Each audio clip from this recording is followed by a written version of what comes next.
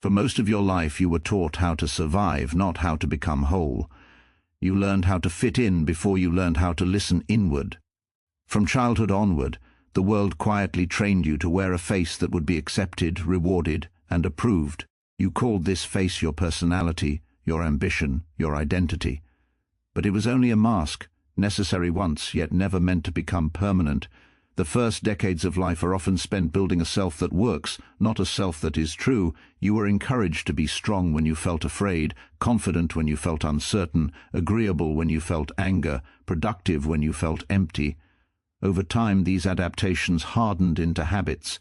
You mistook usefulness for meaning, you mistook recognition for self-worth, and slowly, without realizing it, you drifted away from your inner voice. This is why somewhere around midlife a quiet crisis appears, not always dramatic, not always visible, but unmistakable. The goals you chased lose their power, the roles you played feel heavy, the life you constructed begins to feel strangely foreign, as if it belongs to someone else. This is not failure, this is the psyche calling you back. The lie was never malicious, it was protective. The early self learned to divide experience into what was acceptable and what was not. Parts of you were praised and expanded, others were suppressed and buried. Desire, fear, tenderness, creativity, and even moral intuition were often pushed into the background. Yet nothing buried remains dormant forever. What is denied does not disappear, it waits. Around 40, the inner world demands integration. The hidden aspects of the self seek recognition, not indulgence but understanding.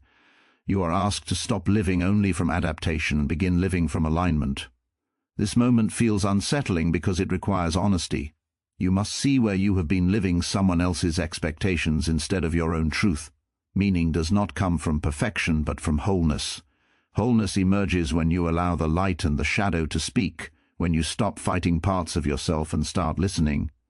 The second half of life is not about becoming more impressive, it is about becoming more real.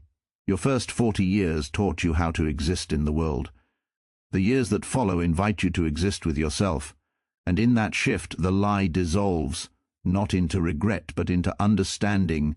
In the earliest years of life, survival depends on adaptation. Long before a person is capable of reflection or choice, they learn, instinctively and silently, what brings acceptance and what invites rejection. Approval becomes a kind of emotional currency. A child senses which expressions are welcomed and which create tension, withdrawal, or disapproval. Smiles are encouraged, anger is corrected, sensitivity is softened, curiosity is redirected.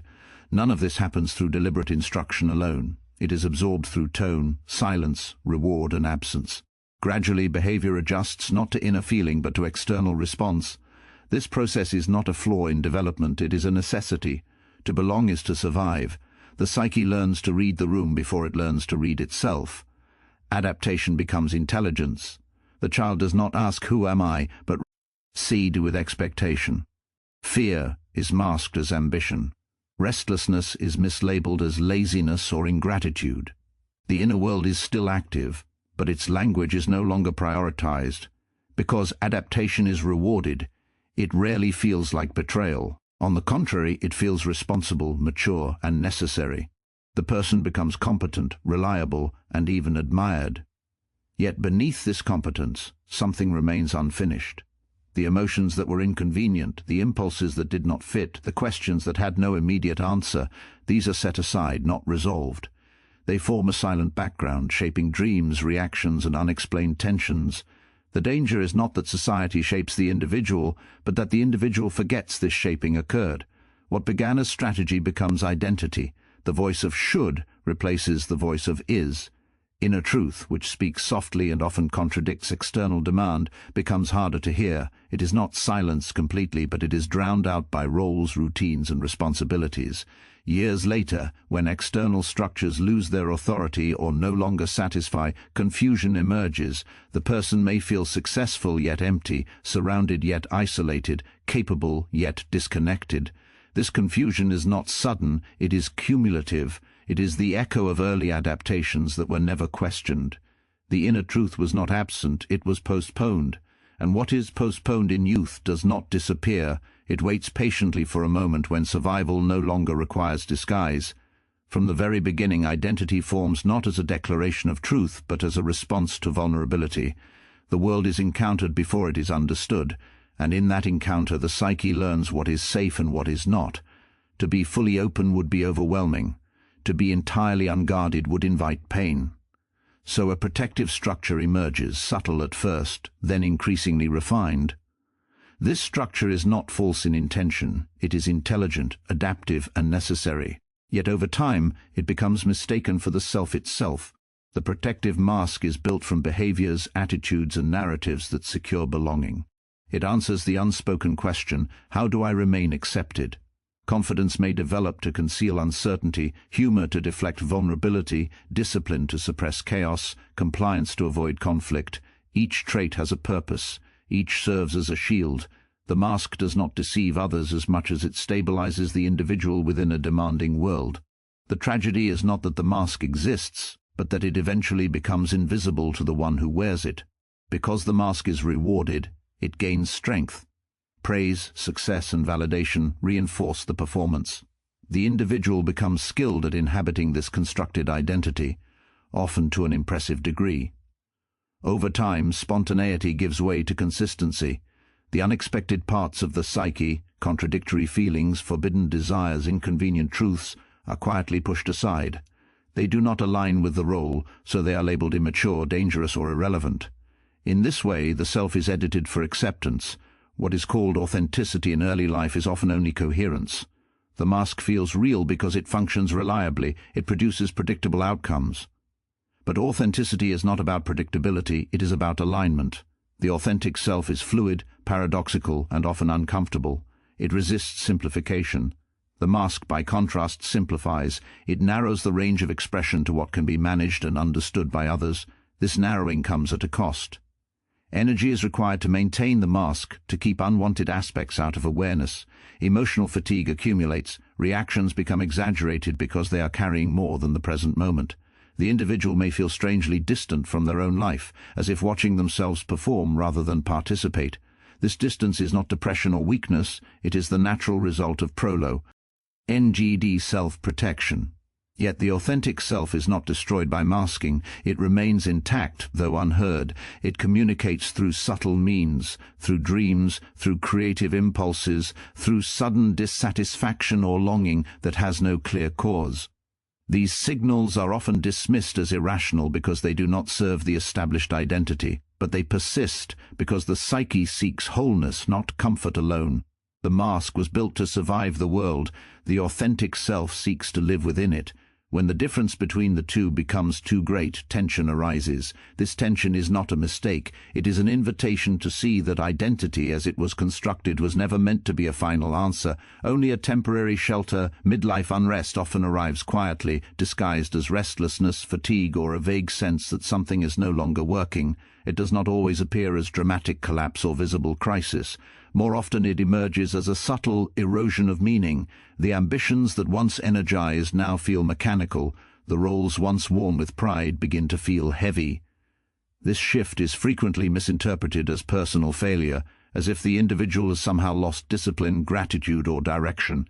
Yet this unrest is not a sign of breakdown. It is a sign of inner truth pressing against an outdated structure. For decades, life is organized around expansion. Achievement, accumulation, and validation. The psyche invests energy in building a stable identity and securing a place in the world. During this phase, misalignment can be tolerated because growth provides momentum. Progress distracts from inner contradiction, but eventually momentum slows. External success no longer compensates for internal dissonance. What once felt purposeful begins to feel hollow, not because it was wrong, but because it has completed its task. The unease of midlife emerges when the inner world can no longer be ignored. Values that were borrowed from family, culture, or circumstance begin to lose authority. The individual may feel confused by their own dissatisfaction, especially if life appears successful on the surface. This confusion intensifies shame, leading many to suppress their questions and push forward out of obligation. Yet suppression only deepens the unrest, because the psyche is no longer asking for performance but for honesty. This period often brings a heightened awareness of time, not as pressure but as finitude. The realization that life is limited sharpens perception. Activities that lack meaning become unbearable. Relationships that rely on roles rather than presence feel draining. The unrest is not urging escape, but alignment. It asks whether the life being lived reflects the inner values that have matured silently over years of experience. Inner misalignment manifests emotionally as irritability, sadness, or numbness, and psychologically as doubt or loss of motivation. These symptoms are frequently pathologized or dismissed as weakness. In reality, they are signals. They indicate that the self constructed for adaptation is no longer sufficient for the self that seeks coherence. The psyche is not collapsing, it is reorganizing. What makes midlife unrest so unsettling is that it offers no immediate solutions. It removes certainty before providing clarity.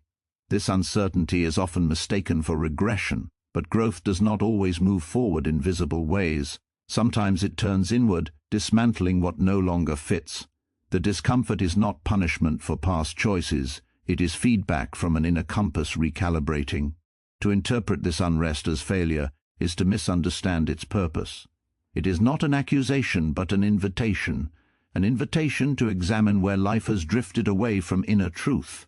When met with attention rather than resistance, midlife unrest becomes a threshold. It marks the end of living primarily for approval and the beginning of living in alignment with a deeper, more honest sense of self. What is pushed aside in early life does not vanish, it waits. The psyche has a remarkable memory, and it preserves what consciousness could not accommodate at the time. Traits, emotions, desires, and intuitions that were deemed inconvenient or unacceptable are not destroyed by suppression. They are stored, layered beneath awareness, shaping perception from the margins. Suppression is not an act of erasure but of postponement, and what is postponed gathers energy. These hidden aspects often originate in moments where expression threatens belonging. A child learns quickly which parts of themselves are welcomed and which create tension or withdrawal. Anger may be silenced to maintain harmony, vulnerability hidden to appear strong, creativity restrained to be practical, sensitivity buried to avoid ridicule. Each suppression is adaptive, each is a compromise made in service of connection. Over time, these compromises accumulate into an internal division that feels normal because it developed gradually. The return of suppressed aspects rarely occurs politely. They emerge through indirect channels, dreams that disturb, emotional reactions that seem disproportionate, sudden shifts in desire, or an inexplicable sense of dissatisfaction. These eruptions are often misunderstood as regression or instability. In truth, they are communications. The psyche speaks in symbols when direct expression has been denied. What was once silenced now seeks recognition, not domination. Integration does not mean acting out every buried impulse, it means allowing awareness. The suppressed aspects are not asking to take control, they are asking to be seen and understood. When ignored, they sabotage from below, distorting behavior and perception. When acknowledged, they release energy that was previously bound in resistance. The individual becomes less reactive, more grounded, and paradoxically more stable. This return often intensifies during periods of transition, when external structures loosen and inner life becomes more audible. Midlife, loss, solitude, or deep reflection can all lower the defenses that kept these aspects hidden. The individual may feel as though they are becoming someone else, when in fact they are becoming more whole. The unfamiliarity comes not from novelty, but from long absence. What makes integration challenging is moral judgment. The suppressed parts are often labeled as wrong, weak, selfish, or dangerous.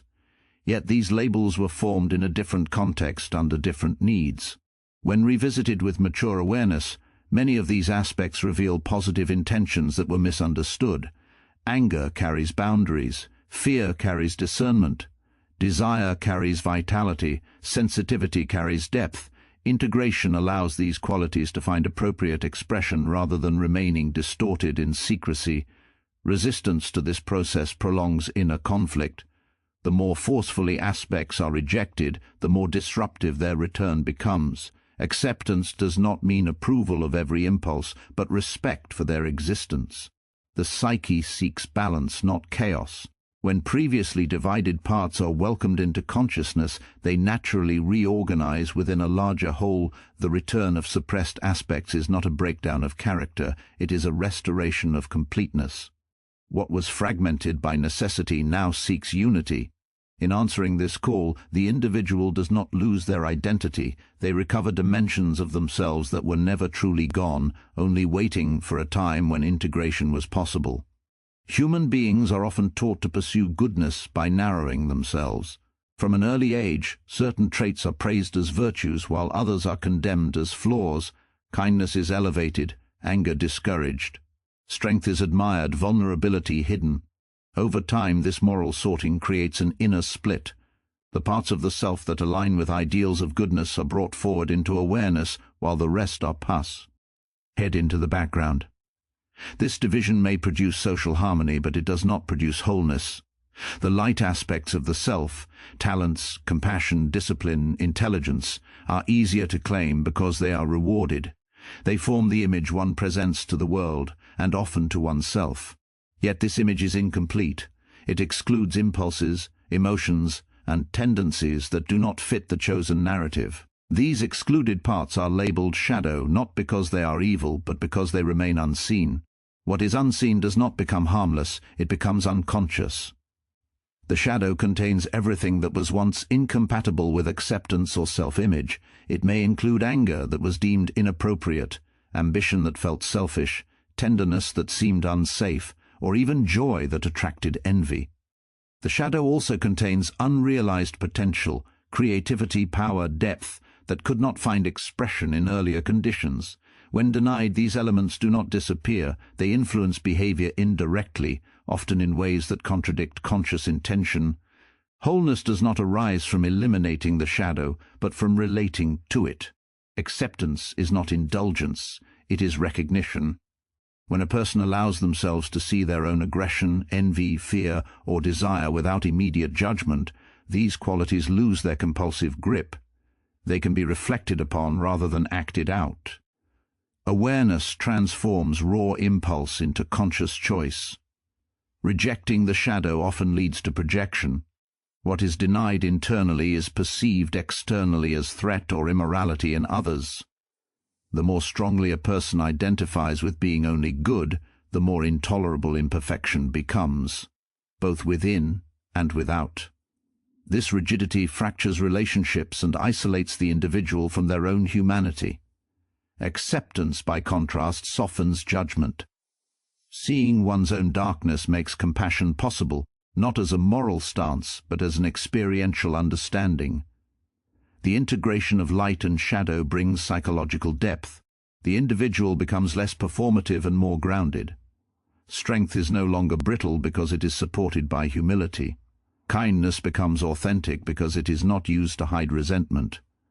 Courage becomes real because fear is acknowledged rather than denied. Life gains texture when contradictions are allowed to coexist. This acceptance often feels unsettling because it dismantles the illusion of moral purity. Yet purity was never the goal of inner development. Coherence was. A coherent self can hold opposing qualities without collapse. It can act responsibly without pretending to be flawless. It can pursue growth without denying its own complexity. Wholeness is not achieved by becoming brighter, but by becoming broader. When light and shadow are held within the same awareness, the self no longer needs to fragment. Energy previously spent on repression becomes available for creativity, connection, and meaning. In this state, authenticity emerges not as an ideal, but as a lived balance between what is admirable and what is true. As life progresses, a subtle but decisive shift begins to occur.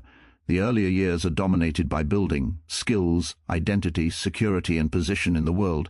Energy is directed outward, toward achievement and adaptation. Success is measured by visible milestones and social validation.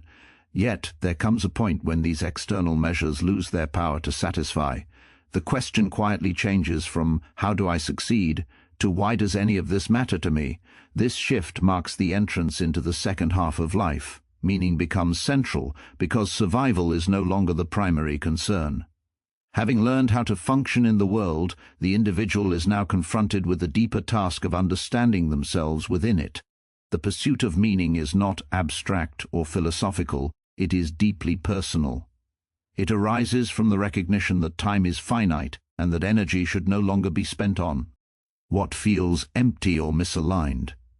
Activities, relationships, and goals are evaluated not by how impressive they appear, but by how truthful they feel. Authenticity in this phase is less about self-expression and more about self-honesty. There is less interest in maintaining an image and more interest in coherence. The masks that once served adaptation begin to feel constricting. Pretending becomes exhausting. The individual feels an increasing need to live in a way that reflects inner values, even if that means disappointing expectations or redefining success. Authenticity here is quiet, grounded, and often invisible to others. It is felt internally as relief rather than excitement. Inner alignment becomes the guiding principle. Thoughts, emotions, actions, and values are gradually brought into relationship with one another. When misalignment exists, it is experienced immediately as discomfort, fatigue, or restlessness. The tolerance for inner contradiction decreases. This is not rigidity, but refinement. The psyche becomes more sensitive to falseness, whether in personal choices or external commitments. What once could be endured out of obligation now feels untenable. This period often involves simplification. Excess falls away. Unnecessary ambitions, performative relationships, compulsive striving. What remains is more essential. The individual may do less but feel more present. They may speak less but with greater clarity. This is not withdrawal from life, but deeper participation. Actions are fewer because they are chosen with care. The second half of life also brings a different relationship to uncertainty. Instead of seeking constant control, there is greater trust in inner guidance. Intuition, once overshadowed by external rules, becomes a reliable compass. Decisions are not always logical in appearance, but they carry a sense of rightness that does not require justification. This stage is not about perfection or resolution. It is about alignment with what has quietly matured within. Meaning arises when life is lived from the inside out, rather than from borrowed standards. Authenticity emerges when the self no longer needs to prove its worth. Inner alignment becomes possible when the many parts of the psyche are allowed to cooperate rather than compete. In this way, the second half of life becomes not a decline, but a deepening, less about becoming more and more about becoming true. So if something within you feels unsettled, do not rush to silence it. That restlessness is not a flaw in your life, but a signal from it.